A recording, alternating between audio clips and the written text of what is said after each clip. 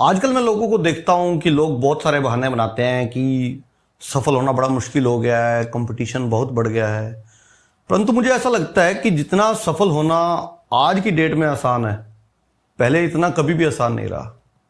इतना आसान कैसे हो गया है? क्योंकि इसका सीधा सा कारण है हमारा ये फ़ोन। इस फ़ोन की वजह से हमारा सफल होना बहुत आसान हो गया है। अब यहाँ मैं आपको फ़ोन के कोई फ़ायदे तो बताने वाला नहीं हूँ, लेकिन देखते हैं कि इसकी वजह से हम कैसे सफल हो रहे हैं।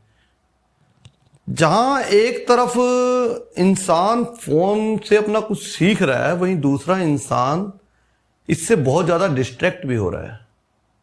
जो तो इंसान इससे लर्निंग ले रहा है, सीख रहा है, वो तो निश्चित ही आगे की तरफ जा रहा है। और वहीं अगर कोई दूसरा इससे बहुत ज़्यादा इसके इस्तेमाल करके अपने को डिस्ट्रैक्ट किए जा रहा है, वो पीछे जा रहा है। कैसे जा रहा है देखते हैं। मान लीजिए 3 दोस्त हैं, राजू, फरहान और रेमचो। और अगर समझ लो कि तीनों की आपस में रेस हो और रेमचो रेस जीतनी चाहता है, तो रेमचो रेस कैसे जीतेगा?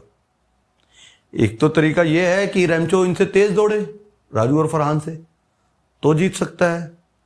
दूसरा तरीका यह है कि रेमचो अगर तेज भी ना दौड़े तो भी वो कैसे जीत जाए, ये भी एक तरीका है।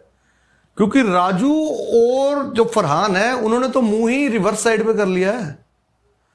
अगर रेमचो धीरे धीरे भी चलेगा तो वो रेस जीत जाएगा बड़े आराम से, क्योंकि राजू और फरहान ने तो मुंह ही पीछे कर लिया है।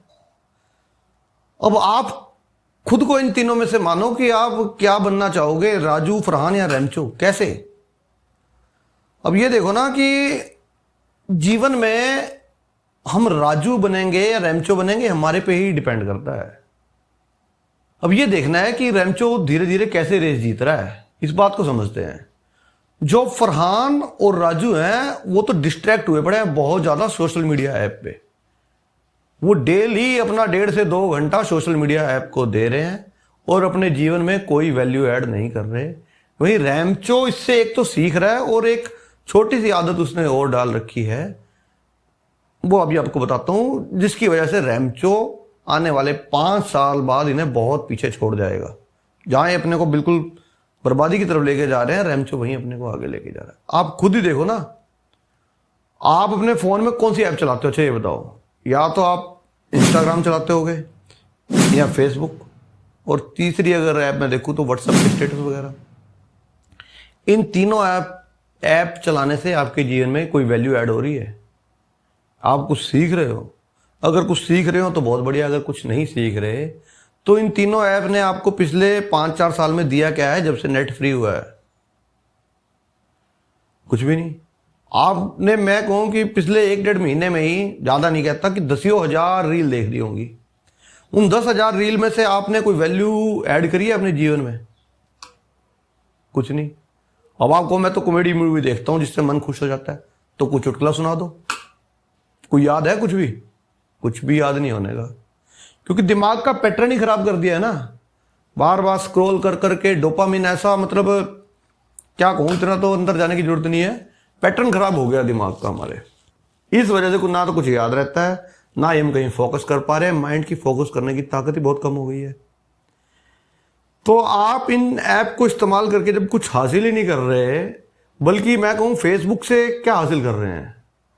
ईर्ष्या, कंप्लेंट, घर में शिकायतें हैं कि हाँ उसके तो फैमिली घूमने चली गई, हमें क्या मिला, वो नए कपड़े ले आए, हर बार वो छुट्टियां मनाने जाते हैं, तुम कहीं हमें लेके ही नहीं जाते हो। बस घर में क्लेश, ईर्ष्या, ये दिया है अपने को फेसबुक ने। इंस्टाग्राम ने पैटर्न खराब कर दिया दिमाग का। व्हाट्सएप के स्टेटस ने क्या दिया?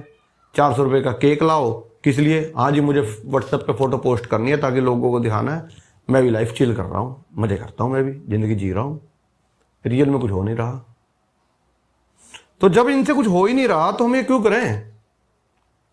तो अगर आपको रेमचो बनकर जीतना है तो कुछ नहीं करना। हमारा जो ये, आप किसी भी फोन में चेक कर लेना, हमारा जो स्क्रीन टाइम है डेली 1.5 से 2 घंटे का इन्हीं ऐप में जा रहा है।